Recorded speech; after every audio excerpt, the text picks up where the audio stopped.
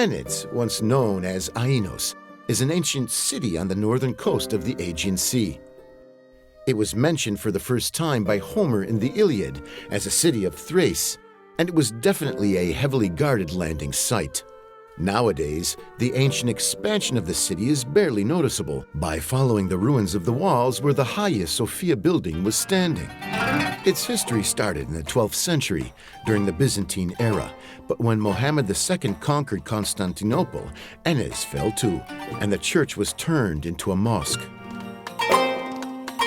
Fatih Mosque was abandoned in 1965 after an earthquake that caused the crumbling of the central section of the building and the partial destruction of the north walls and the frontage.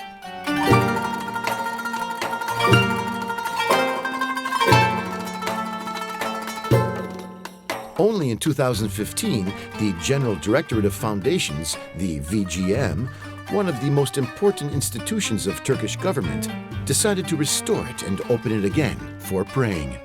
The coordination of the restoration project has been assigned to Nicola Berlucchi, engineer and architect, together with Italian and Turkish experts. Benvenuti nella moschea di Fatih, un tempo basilica di Hagia Sophia. Vi mostrerò i restauri fatti di un lungo lavoro di oltre 7 anni di ricostruzione di una moschea che era crollata nel 1962 e rimasta abbandonata per oltre 70 anni. The cornerstone regarding the conservation of the partially crumbled building was to preserve and to enhance the survived parts. The ancient volumetric have been restored by rebuilding the whole mosque and by ensuring to preserve the original parts. The sensitivity was that there weren't critical or stylistic interpretations, as well as there wasn't any preference among different historical periods of the building. Qui possiamo vedere come il restauro sia stato estremamente conservativo, tutti i muri originali sono stati mantenuti, le parti ricostruite sono state intonacate e costruite con murature simili, le cornici mancanti integrate con parti neutre e qui abbiamo un buon esempio di una stratigrafia conservata di murature bizantine in mattoni e intonaco rosato con sovrapposti almeno 2 strati di intonaci ottomani, uno non decorato e uno più recente, ottocentesco probabilmente, con decorazione ad acquerello. On the other hand, a scientific and culturally respectful approach was used in order to pass on the building to the following generations, to protect it from the atmospheric conditions and, above all, to restore its religious role.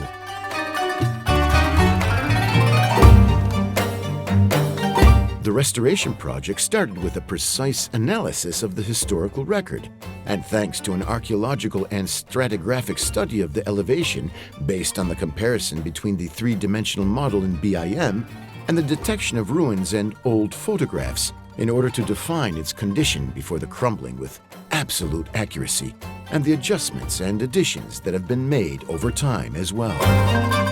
Pekerler Company realized the reconstruction using traditional materials such as bricks, stone, wood, and mortar with conventional methods and knowledges, supplemented with modern materials and consolidation systems such as steel, fibers, and special mortars. The structural reinforcement, especially earthquake-proof, was obtained thanks to the widening of the foundations where necessary, injections into the walls of the Byzantine era, seams between the new and old walls, tie rods and reinforcement rings in stainless steel, the rebuilding of the vaults in bricks and, in some cases, the reconstruction of these same vaults with layers of plaster on wire netting in order to avoid encumbering the building, a glulam covering and steel perimeter wielding rods. For the reconstruction of the 25-meter-high stone minaret that crumbled the early years of 1900s, long vertical steel tie rods connected with carbon fiber rings every 3 stone levels were inserted, and they were tethered to the foundation poles. All all of the plant engineering choices have been suited to the best and most modern technologies. In this context, after having mapped, categorized, and dismantled the ancient marble slabs in order to strengthen the foundations, it has been possible to install a radiant floor heating system powered by heat pumps supplemented by small gas boilers for the first time in a Byzantine building. The lighting, managed via scenarios and bus connections, puts together the LED fixtures on the frames with traditional Ottoman chandeliers, redesigned by inserting numerous LEDs in the upper part of the steel ring. Once again, this is the first time in Turkey. The narthex area, no longer the main entrance when it was turned into a mosque, due to a new entrance open on the left side, has been converted into a museum. Eccoci, qui siamo nel nartece, un punto molto significativo dell'antica basilica bizantina, trasformato poi in luogo per le abluzioni in periodo musulmano. Viene utilizzato nel progetto come spazio per la parte museale per mostrare tutta la stratigrafia e la storia di questo antico monumento, dal pozzo per le abluzioni ai resti cristiani e il soffitto che ricorda il soffitto piano crollato nel 1960. A highly evocative place has been created, lighted with linear spotlights, which records the evolution of the monument since its edification. As regards the disposition to the external parts, the CAPS studio has set up a very naturalistic arrangement without contemporary additions, minimizing the impact of the new space meant for ablutions with no coverage, enhancing the floors and the archaeological ruins that have emerged from the excavations.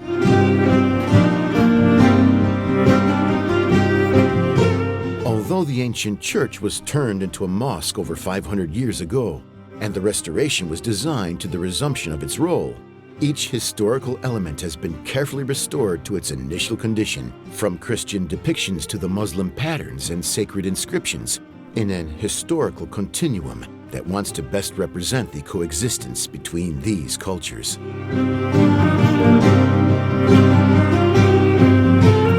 And the target seems to have been achieved in the restoration of the building in every detail, and with its opening to the public and to the believers on December 24th, 2021.